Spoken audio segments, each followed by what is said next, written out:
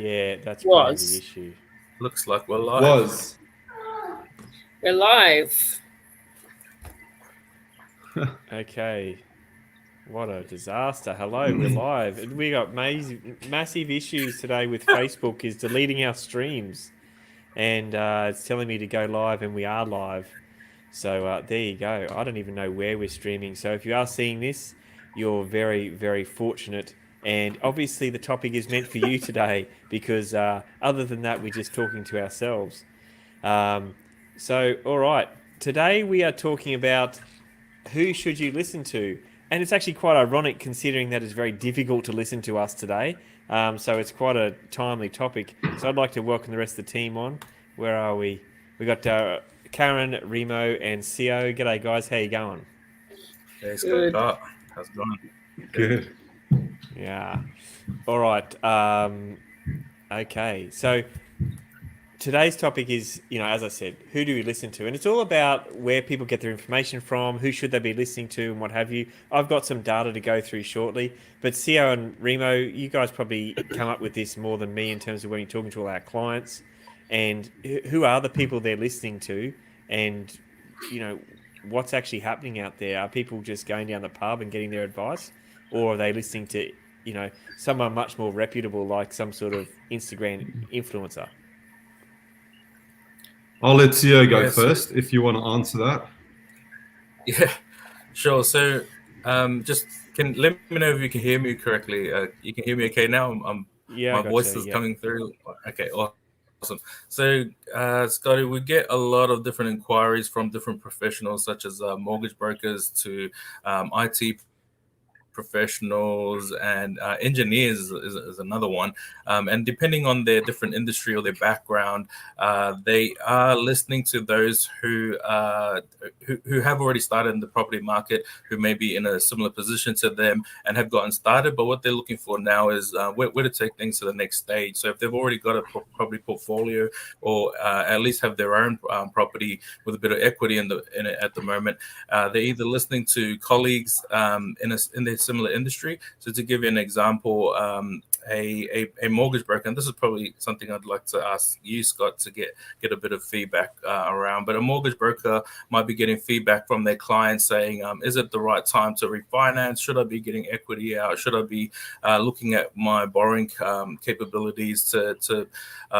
expand from here? And mortgage brokers may or may not know what advice to get. So some of the questions that they're asking are around that. But as in terms of who they might be listening to, as well as our other engineers and IT professionals, others have gone through the traditional property seminars and whatnot, and have found different strategies either to acquire multiple properties over a period of time, and then there are those who have some experience with property development and either doing it themselves but looking to take it to another level where they're not having to do all the legwork.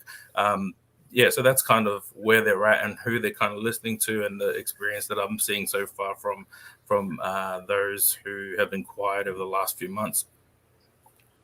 So that's who they're listening to. So did you have a question about, like, is there a question that who they should be listening to, or do they not even ask that?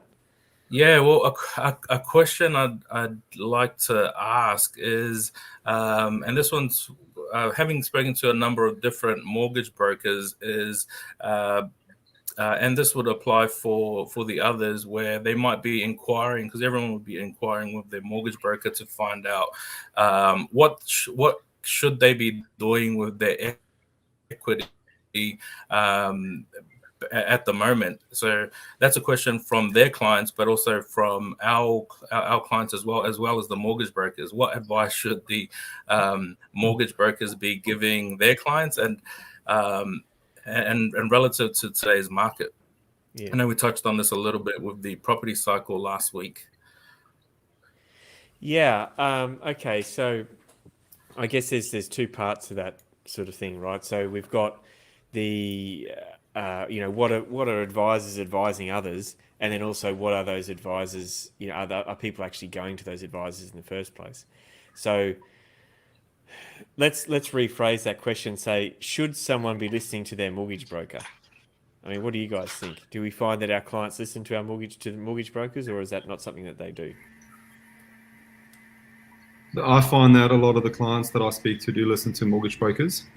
Question is more, should they be listening to them? And if they are, where are the mortgage brokers getting their information from? And is the information that they're getting correct? Or are they just going on information based on how many deals they're doing each week and in which areas they're doing those deals in? Yeah, probably not the best place to be going for advice around where you need to or where you should be buying property or what you should be investing your money into. Well, okay, so let's look at this here. So this is the annual report from Pippa. It's the investor survey. So they've got some good data here broken down into who listens to who and what they say and what have you. So the top two people which has actually changed in the past few years, I've got to say, the top two people that this survey's respondents sought advice from was either a buyer's agent or a qualified property investment advisor. So someone had done the PIPA program. And that was... Now, these don't add up to be 100%, right? So you can tick on the response to this, you can say, oh, well, I would talk to a buyer's agent and I'd talk to my accountant and I'd talk to a real estate agent, right? So you can sort of answer multiple times. So you can't go and say, 96% of people, by adding these two together, do this. Like, we don't know what the makeup is. But out of all the people, this is how many number of percentage people would seek advice. So it does give you a good idea. So the two top ones, as I said, buyer's agent and QPIA. Then we've got mortgage broker, which is actually slightly more than buyer's agent, but up there, because I think they paired them as the same sort of thing. So mortgage broker and accountant. So they're on that sort of financial advisory, which is surprising because financial planners dropped down this year. It was larger in previous years. That's interesting, isn't it? I mean, financial planners were larger in previous years, but this year they're down. Is that because of what happened last year? And financial planners might have said it's going to be bad and then it went good, or like, is it just sentiment? Like, it's hard to know. And then we've got property managers who are higher than financial planners, which is quite funny because property managers always end up high. And then we've got property educators and coaches at 21%. As I said, financial planners at 25%, real estate agents and sales agents at 19%, and family and friends at 9%. Now, that's 9% is pretty low, I would have thought, for family and friends, because most of the people that I talk to have at least discussed that. Maybe they don't take advice from them, though. Maybe they just tell them and pretend to take advice. But it seems to be that they always appear on the list. But that's an interesting makeup. Now, this is of the people who responded to the survey. It's not a blanket survey gone to a bunch of cold people who don't know about property. This is people that, possibly are interested in it and doing stuff in it. But that's very interesting makeup it's got there. You guys got any comments on that? I find it pretty funny that financial planning is that low. I think the reason why they are that low is obviously because every time you speak to them, it costs money. They're like lawyers, right? And I think just because of what's happened, people sort of go to their accountant, who they're already paying to do their taxes and everything else, and getting advice from there. But I would have thought for sure financial planners would be higher on the list. Sort of seems like you take advice from the people you trust the most, right at the top, and then obviously the people you trust the least are right at the bottom. Family and friends. It seems quite certainly. in the reflection from the types of people we speak to. So, accountants, mortgage brokers, they're right up there, and I'm sure most people who are watching would have seen an increase in the number of buyers agents that there are out there in the market today. So, I'd say I didn't mention this earlier, but we do get inquiries from buyers agents because of the property development angle that we, Remo and yourself, Scotty, have, and you as well, Karen, have a lot of experience in. But property. People who are looking at property development, they are looking for further advice other than their buyer's agent, because not all buyer's agents have a development background. Yeah, yeah. All right. Well, let's go on to the other part of this. It's quite interesting because I don't think you've seen this report, CO. So I've scrolled back a No. page on the report here, and no, I want you guys back. It's not just me. And this is about how investors got their financing for their property purchase, right? And 72% went through a mortgage broker. Now, once again, it is for the people who responded to this, so they are probably a bit more au fait and familiar with property investing, because that's how they sort of connected with the Property Investment Professionals Association, PIPA. But I remember when that figure was like way down. So 17% got directly from a bank, and 72% was through a broker. 4% was from a non-bank lender. 2% didn't take out a loan, and 1% was other, and 4% was not applicable. So I'm assuming, let's add them together, so 7% possibly didn't need lending, and the rest did. Okay, so that's how I would kind of read those figures, perhaps. But I think that's interesting. So going back to your comment, CO, earlier about what are investors talking to their mortgage brokers about, well, it's good that they're talking to them about loans to begin with, but it does leave that information hole for mortgage brokers as to what are they telling their clients, their applicants, the buyers to actually do, because it seems like a great majority of them are going to brokers for at least loans, and then that discussion about stuff is going to come up anyway, right? Yeah, absolutely.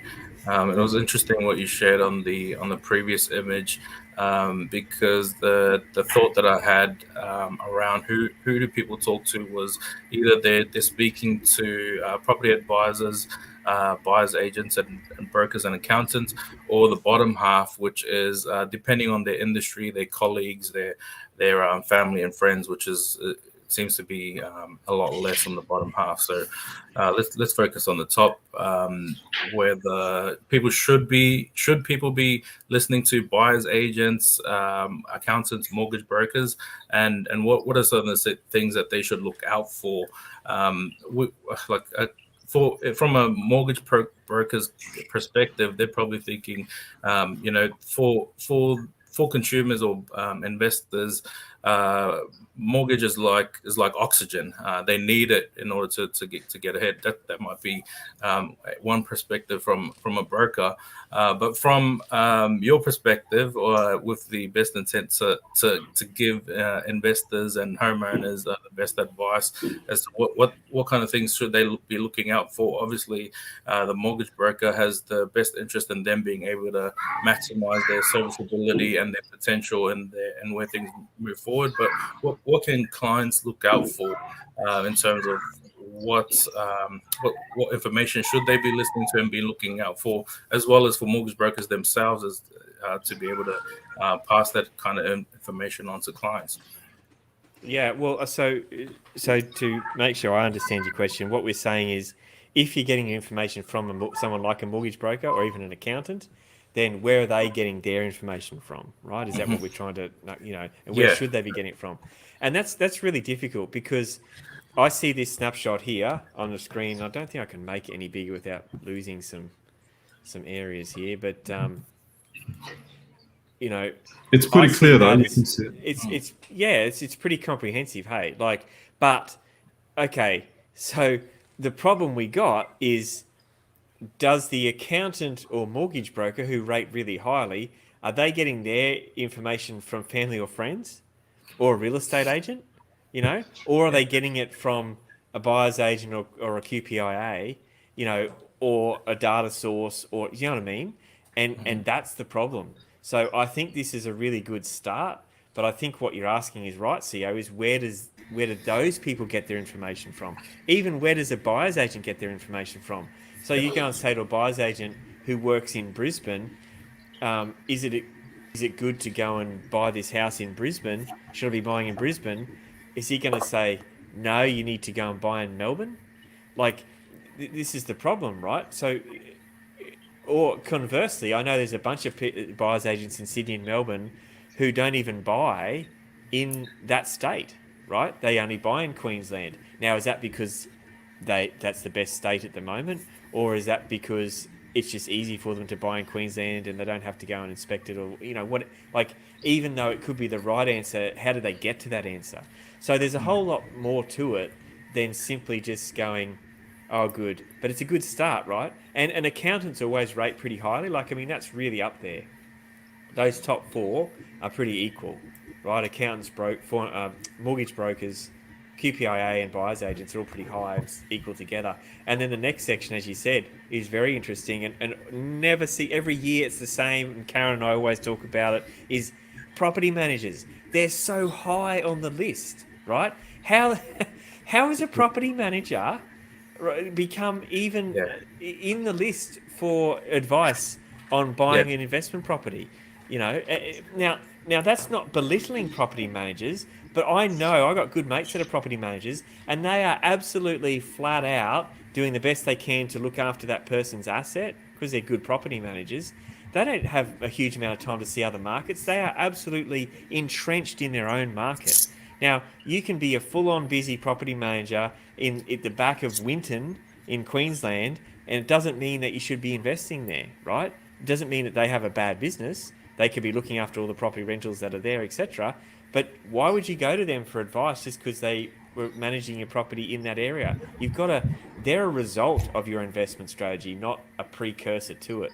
And that it just never astounds me. It always just blows my socks off that they rate so highly, and they always rate higher than usually financial planners and others.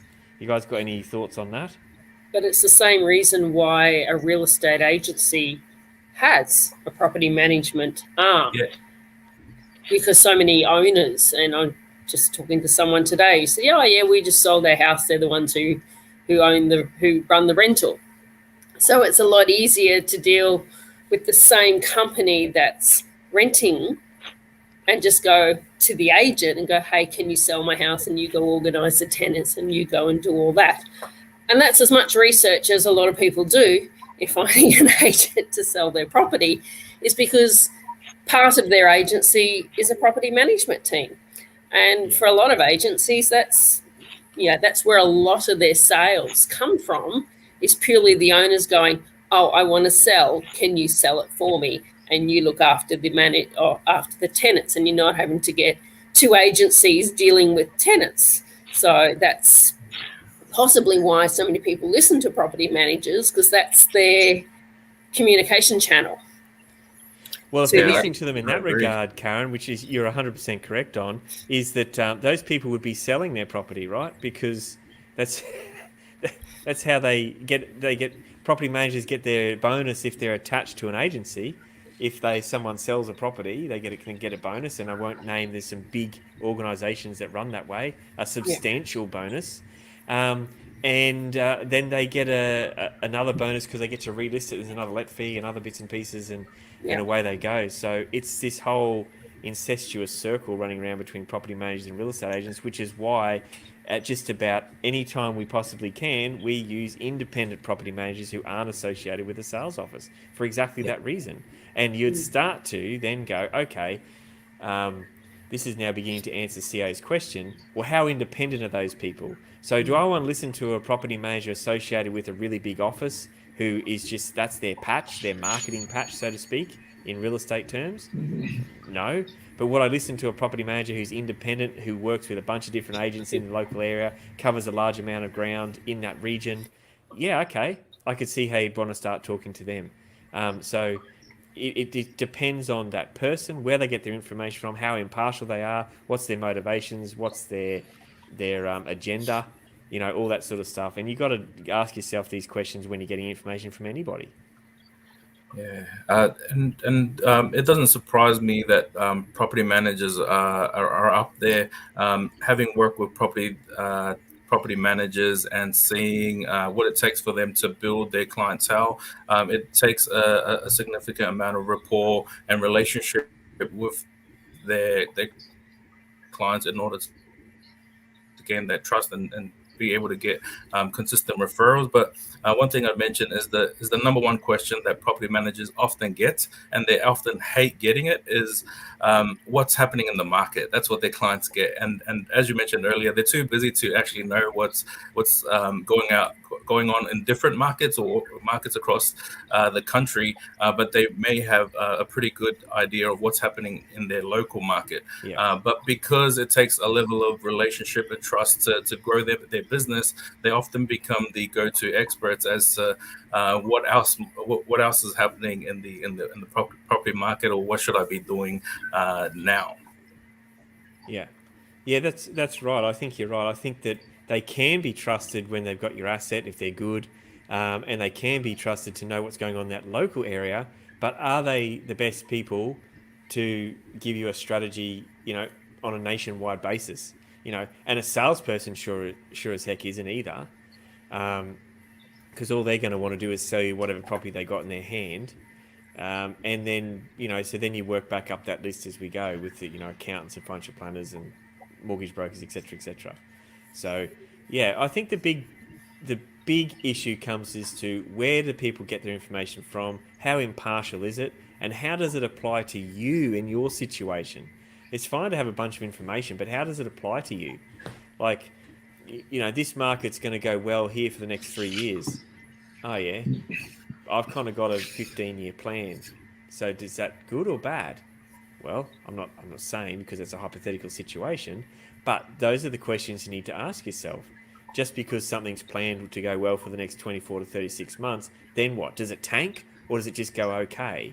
Or does it just have average market growth, in which case that'd be an okay buy if you had that 15-year plan? Conversely, if there's a longer term plan, like, for example, say some large infrastructure projects are going to take 8 to 10 years to come out, and you want to do something in 2 to 3, well, you've got to say, well, does that align with your strategy and goals? So just because there's an area that comes out and says it's hot, or how is it hot? Does it work for me? And who's telling me it's hot? Is a developer telling me it's hot? Is some guy that the developer paid telling me it's hot? And there's a few of these writers out there that do that sort of stuff. I call them hired guns. And I won't necessarily name names on air, but they are just hired to go and write and look like impartial reports for developers. And it's completely, I'm not going to say it's fabricated, but it's completely skewed towards the developer's, end goal. The other thing that you want to watch out for, CO, is that when someone says, oh, this is a growth area. Yep. Okay. So I think of like Western Brisbane. Karen will love this one because she loves Western Brisbane. And it'll say, oh, look, this is good. This is because this is a growth area. Well, is it a growth area because there's like 2 billion acres of land that is never going to be filled up and they can keep bringing house blocks out? Or is it a growth area because the population's moving there? And okay, that's a good one. The first one, not so much. The second one's okay, but the second one's is not okay if the first one applies. You know what I mean? So you can have as many people move to an area as you want, but if they keep bringing land out, it still makes it a crap investment. What you want as a growth area is not necessarily a massive growth area. What you want is somewhere that's hedged in on the land supply that actually then has a pressure on the population, an upward pressure, and that's your best form of growth. To just be left to a growth in a large area because there's lots of land and the developer keeps putting up each block by $5,000 to $10,000 is not a good growth strategy. What do you think, Karen? Well, when it's like your master plan communities that Stocklands, Lend-Lease and all that do, there's not a lot of growth in the houses that you've built until you come to the end and there's no more land left in that development, and that could be 15 years down the track. So if you're in stage 1 and you build and try and sell your house, it might have cost you $500,000 and you might get only $500,000 for it because stage 2 you can go build your own house for $500,000. So because every couple of weeks, every month, there's more land, and with these places like your Western corridors, every year there's 1,000 or 2,000 blocks of land up for sale. Yes, it might cost you an extra $5,000, but if you're trying to make money out there, you're only going to make that extra $5,000 as well. Otherwise, you're competing with everyone else. So, like you say, until we've built it to Gold Coast and Toowoomba and there's nothing left, then it's, and it's stopped being this growth area, then the prices will, start to go up. But, those sort of areas every day, here's another 16 hectares of site to be developed. And then there's another one across the road and there's one next door. So there's just thousands and thousands of blocks coming and coming and coming and coming for the next 20, 30 years.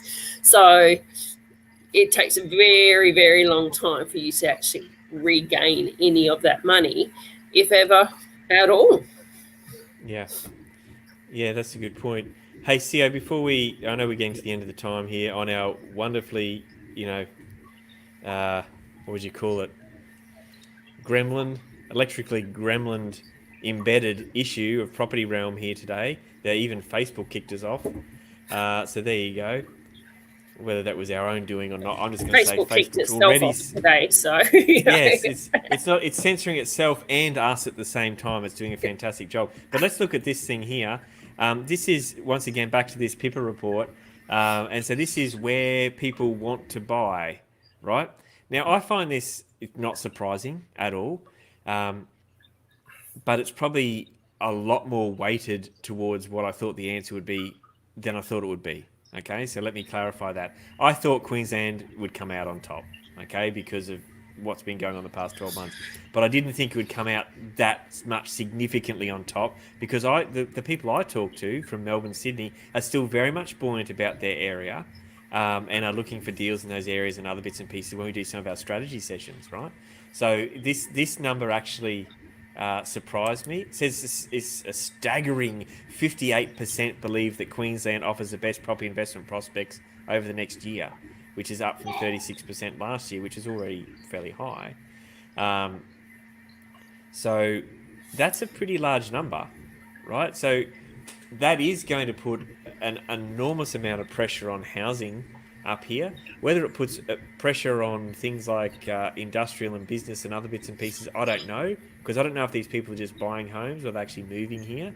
There's a bit of both happening, but I find this a very interesting pictorial chart as well. So we've got 58% for Queensland, 16% for New South Wales. This is the top property investment locations. Victoria was 10%. 10% of the people need their head read. Co, where are you from again? It's Melbourne. Oh, right. Oh, sorry, mate. So 25% of our team on the screen believes in Victoria at the moment. So there you go. 50% of our team is in Queensland. So we're aligned, Karen. We're pretty much the same as the report. And then we've got Remo batting for the Blues down there at 25%. So 16 in New South Wales. So, but it also then goes. And then it's the also runs, right? Perth has climbed up a little bit, but Adelaide, Darwin, Perth, Hobart, in those respective suburbs, of course, states, it's very just like the big three are still the big three, is what I'm trying to say. Now, this was I reckon the interesting. last one out of Melbourne turned the lights off. It's a bit like that, isn't it? Oh, Melbourne will have a resurgence, never you mind. After an election, perhaps. But the so the most appealing place right now they're talking about, it's saying regional markets, 25%. 49% is still saying metropolitan markets, right? 21% coastal locations and 1% mining towns. Okay, mining towns are always going to get a rate somewhere.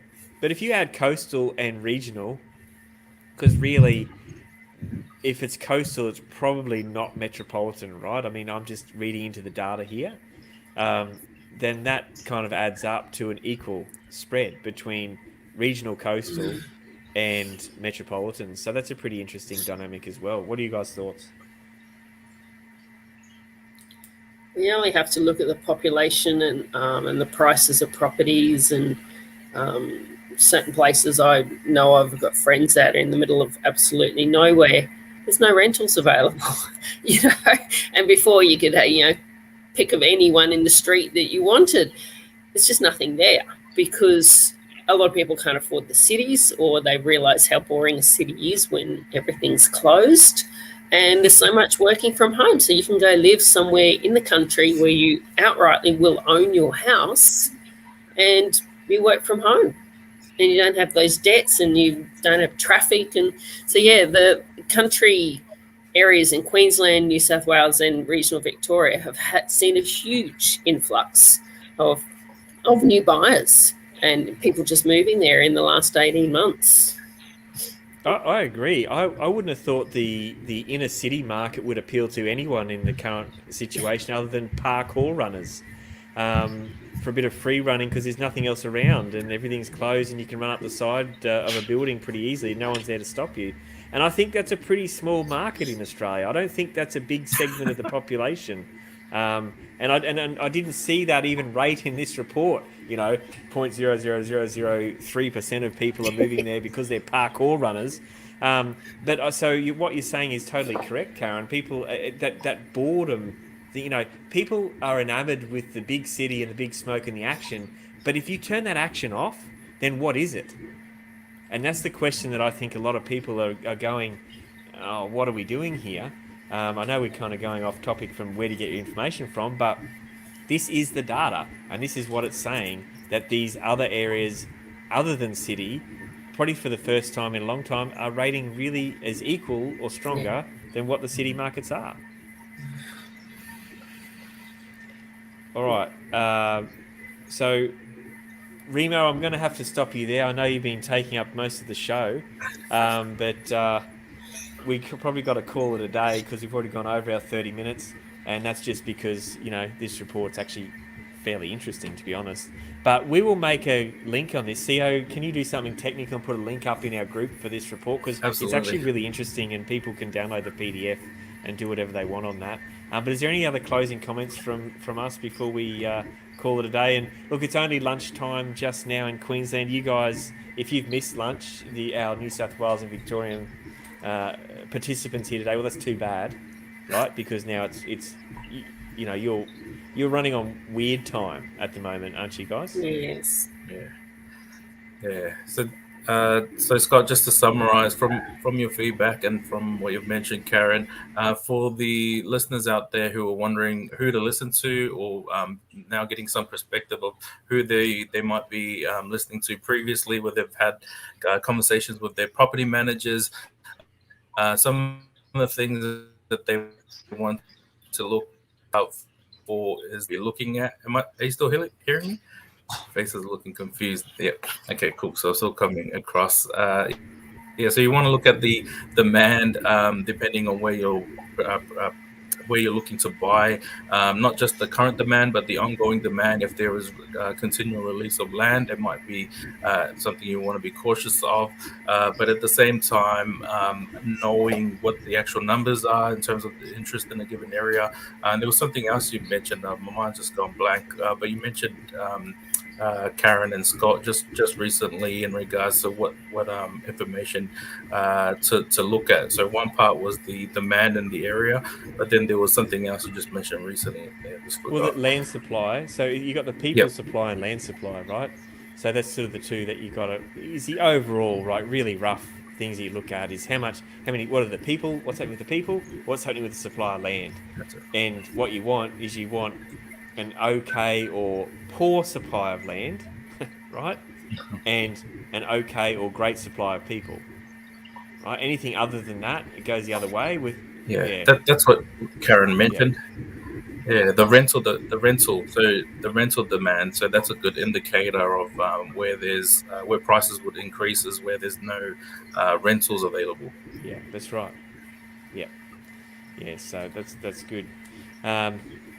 All right, well, that's it. We'll chuck this up in the realm. Thanks for watching and listening, and we'll be back next week, hopefully with Facebook actually working and not censoring itself. But that's it from us today. Thanks for joining us, guys. It's been good, eh? Thank you. Thanks, guys. Thank you. All righty. See you all. Bye. Thanks for watching. See ya. Bye.